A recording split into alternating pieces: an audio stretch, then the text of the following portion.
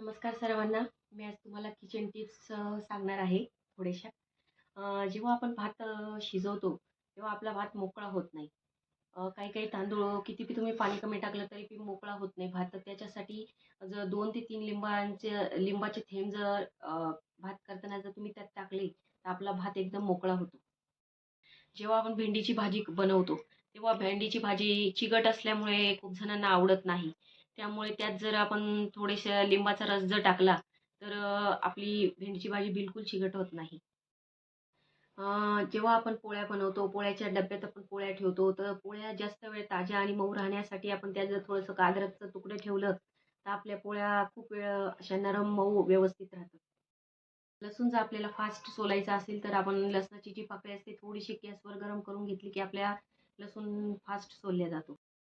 जर तुमच्या साखरेमध्ये जर मुंग्या होत असतील, तर त्यामध्ये जर तुम्ही 4 ते 5 लवंगा जर वरच्यावर ठेवल्या डब्याच्या, तर आपल्या साखरेमध्ये मुंग्या होत नाही.